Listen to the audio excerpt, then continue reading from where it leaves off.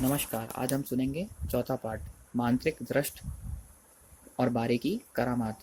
मनुष्य जितना भी महान हो, उसे दुख और कठिनाइयों को पार करना ही पड़ता है। विक्तु बाबा ये जितने महान संत थे, उतने ही बहुत ही कठिन से कठिन परिस्थितियों का सामना किया था। इतने बड़े महान बनने के लिए बहुत ही विपत्ति भरे रास्तों पर चलना पड़ा था।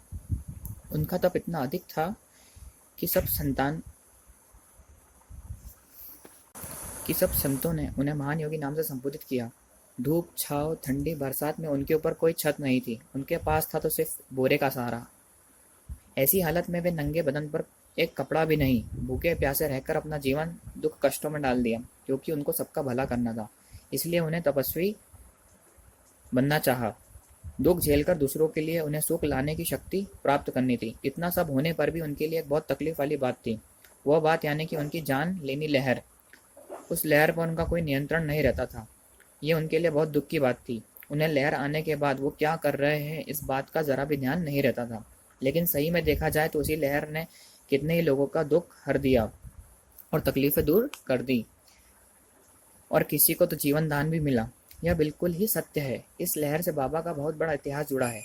एकतू बाबा के जन्म से पहले की बात है। टाकल घाट में गंभीरा गोड़घाटे नाम का व्यक्ति रहता था। उसकी पत्नी का नाम बीराबाई था। इससे बाबा का इतिहास जुड़ा हुआ है। बीराबाई एक दुष्ट जादूगरनी थी।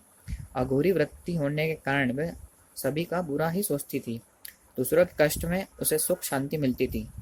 बीराबाई की 5 बहनें थीं। उसमें से सारी नामक बहन का विक्तू बाबा के मामा श्री दादाजी थुल के साथ विवाह हुआ था।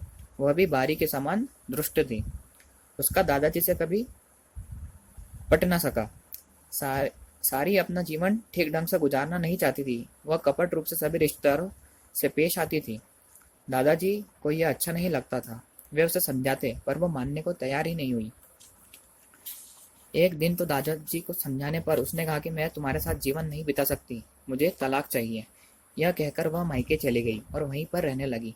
दादाजी कई बार लेने गए, लेकिन वह वापस नहीं आई।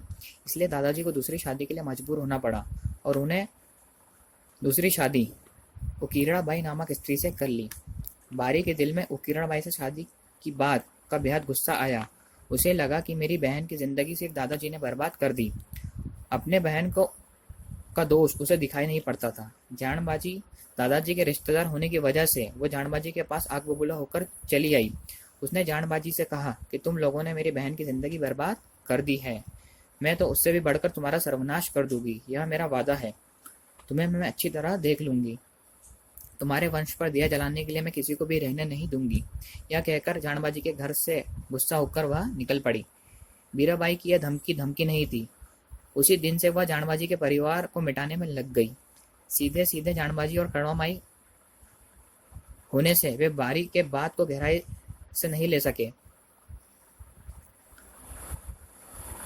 लेकिन बारी के दिल की दुष्ट भावना जैसी की तैसी थी। बारी कड़वामाई के पीछे हाथ लगाकर बैठी थी।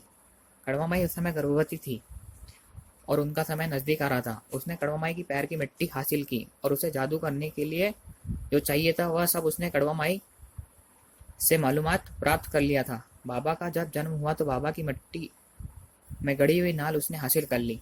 कड़वामाई का सामान और बाबा की नाल देवी देवताओं के आगे रखकर उसने जागृत कर दी, और वह सभी सामान रात 12 बजे अपने आंगन में बहती नाली में फिर से इलाज किया और 2 देवियां माँ बेटे को लगा दिया।